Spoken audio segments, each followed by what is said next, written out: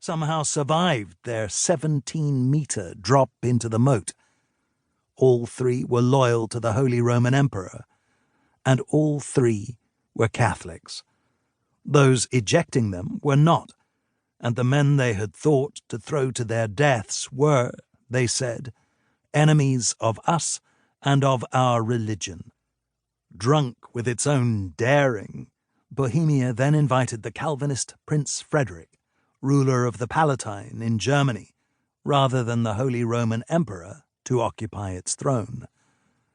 Disastrously, Frederick accepted the invitation.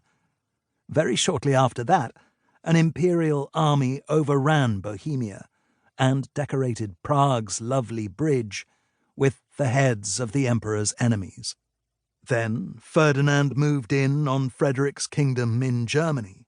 Frederick, now in exile, beseeched his father-in-law, James I of England, and every other Protestant ruler for assistance, and thus brought into being a tatty coalition of English and Scottish mercenaries, and the rulers of Brunswick, Saxony, Prussia, Brandenburg, Hesse-Kassel, and, on the pretext that Ferdinand was threatening the Baltic, Denmark, where Christian IV of Denmark coveted the role of Protestant champion every bit as much as did Frederick himself.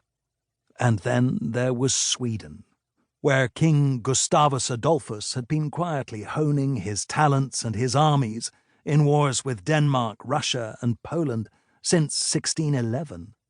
The emperor, for his part, could call upon all the wealth and all the men of his empire, all that of Philip IV of Spain, and upon all the greatness of the Catholic grandee Maximilian of Bavaria, too.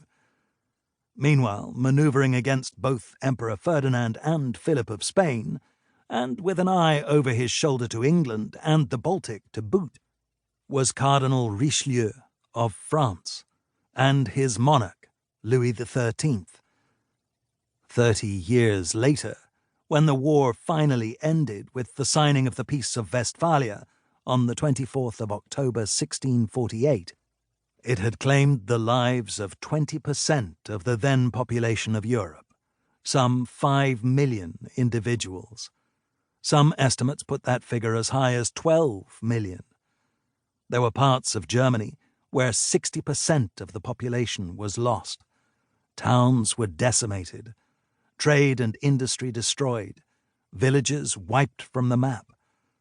A century's worth of population growth, of people, simply disappeared. There were over 250,000 men-in-arms in Germany by 1635, and if the violence they brought with them didn't kill you, the plagues and famines that inevitably followed in any army's wake would, even more easily and in greater numbers. Every statistic, where the 30 Years' War is concerned, is hideous and/or incredible in equal measure.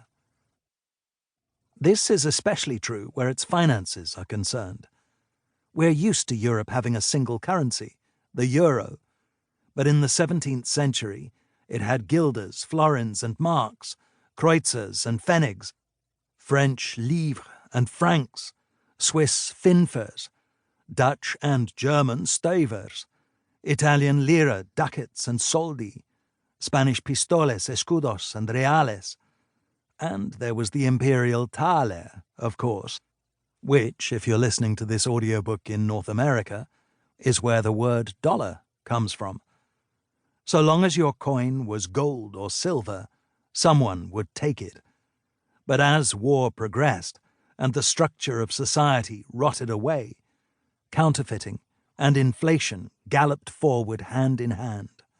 Vineyards and fields were stripped, marched over or burnt out by invading troops. Military encampments decimated supplies for miles around, but could make suppliers rich. The wandering masses of refugees walked through crops ready to harvest and put an enormous strain on the resources of any town where they came to rest. Where there was no one left to sow or harvest crops, land had no value. And if land had no value, nor did anything else. Leipzig, for example.